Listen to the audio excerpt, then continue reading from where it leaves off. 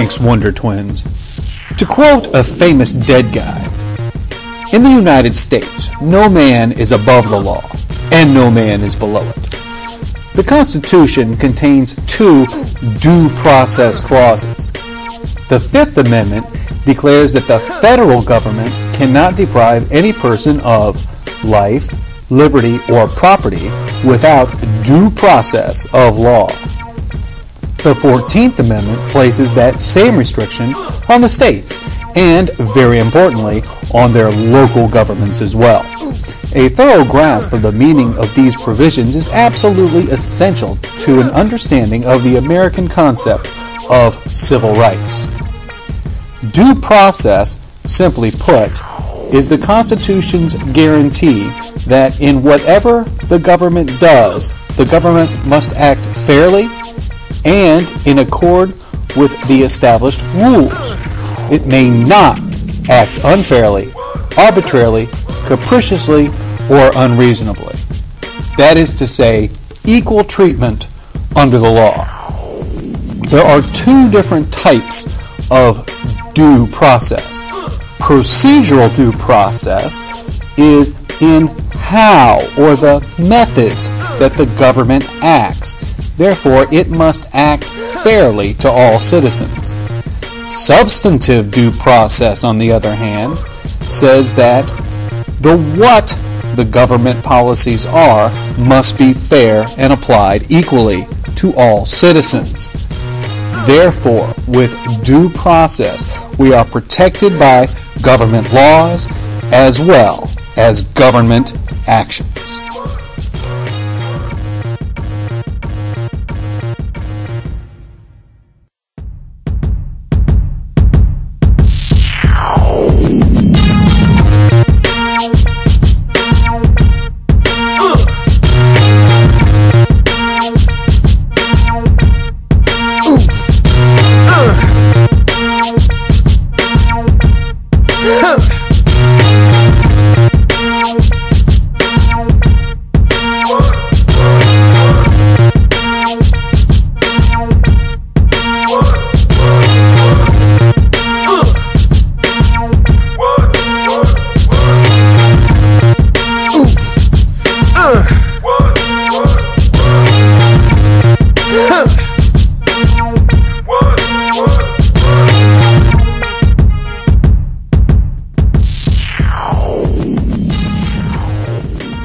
That's right, Batman and Robin. In the federal system, the reserved powers of the states include the broad and important police power. The police power is the authority of each state to act to protect and promote the public health, safety, morals, and general welfare. In other words, it is the power of each state to safeguard the well-being of its people. The use of the police power often produces conflicts, though, with civil rights protections. When it does, the courts must strike a balance between the needs of society on the one hand and individual freedoms on the other. Any number of cases can be used to illustrate the conflict between police power and individual rights.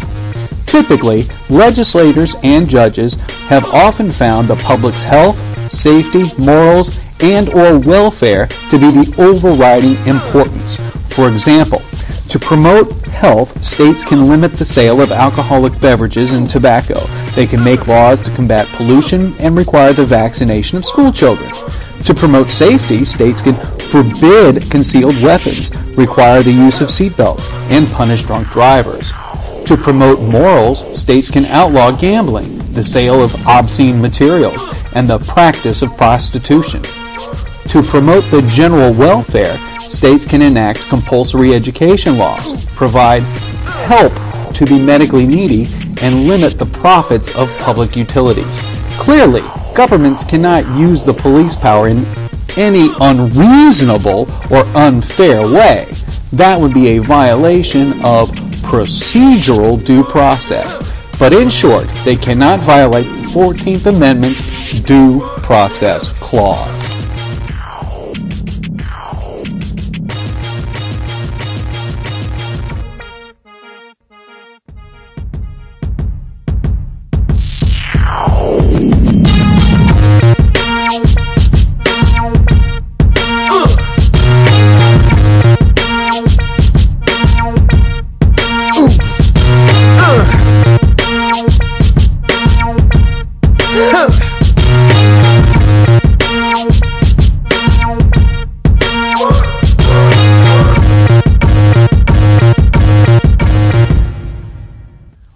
Right on, Wonder Woman.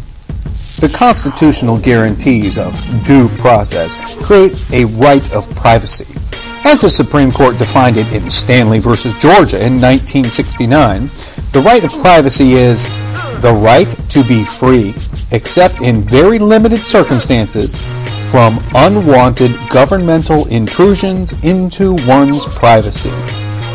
The Constitution makes no specific mention of the right to privacy, but the Supreme Court declared its existence in Griswold v. Connecticut, 1965. The case centered on a state law that outlawed birth control counseling and prohibited all use of birth control devices.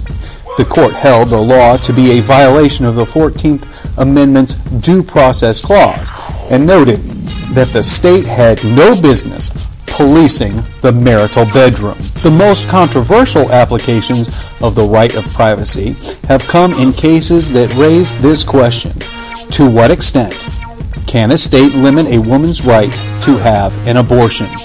The leading case is Roe v. Wade in 1973.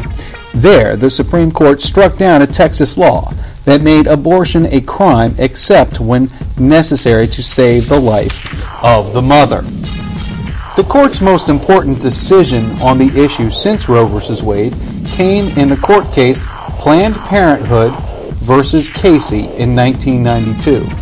There, the court announced this rule: a state may place reasonable limits on a woman's right to have an abortion, but these restrictions cannot impose an undue burden on her choice of that procedure.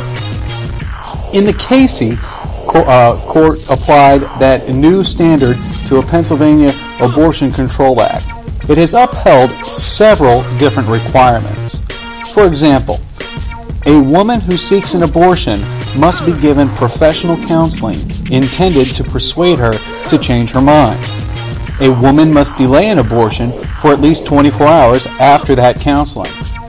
An unmarried female under 18 must have the consent of a parent or the permission of a judge before an abortion. And doctors and clinics must keep detailed records of all abortions they perform. These 4 requirements do not, said the court, place a substantial obstacle in the path of a woman seeking an abortion of a non-viable fetus. That is, they do not impose an undue burden on the woman. This very issue remains a heated discussion in all political arenas. And now, back to you, Wonder Woman.